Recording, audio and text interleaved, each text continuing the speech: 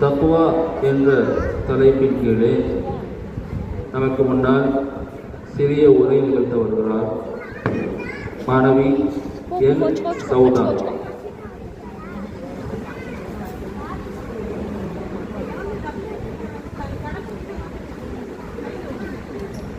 அஸ்ஸலாமு அலைக்கும் வரஹ்மத்துல்லாஹி வபரகாத்துஹு.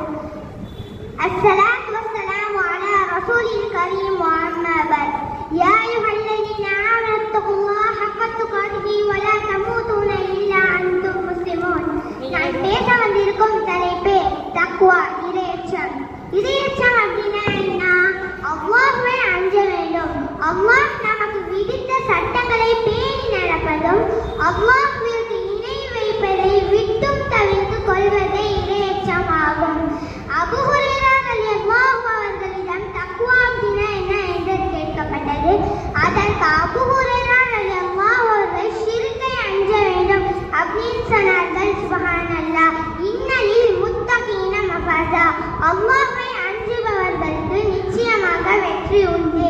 இறையச்சமுடையவர்களுக்கு அல்லாஹ் கூறியதை ஏற்று நடந்து அல்லாஹ் தடுத்திலிருந்து விலகிக் கொள்வதற்குள் தான் முத்தகீன்கள். சுப்ஹானல்லாஹ். அல்லாஹ் யாரை நேசிக்கிறான்? அல்லாஹ் யாரை நேசிக்கிறான்? ஃபைனல்லாஹ யுஹிப்புல் முத்தகீன். முத்தகீன்களை நேசிக்கிறான்.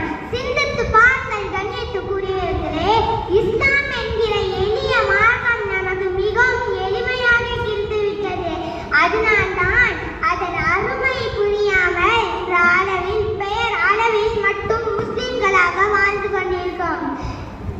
நாம் எப்போது உண்மையான முஸ்லிம்களாக மாறுவது? எப்போது இறைவனை அஞ்சுவது? உண்மையான முஃமின்களாக எப்போது மாறுவது? அல்லாஹ் நேசிக்கிற முத்தகீன்களாக எப்போது மாறுவது? சிந்தித்து பாருங்கள் கண்ணியத்துக்குரியவர்களே, இறையச்சத்தை பற்றி எடுத்து கூற வேண்டிய கட்டாயத்தில் நாம் இன்று இருக்கிறோம். சஹாபாக்களுக்கோ சஹாபிய பெண்மணிகளுக்கோ அவ்வளவு போராட்டத்துக்கோ பின்புதான் இஸ்லாமிய மார்க்கம் கிடைத்தது. அவர்கள் இஸ்லாமை ஏற்றுவார்கள், அல்லாஹ்வை அஞ்சினார்கள், ஏன் உயிர் தியாகம் கூட செய்தார்கள்.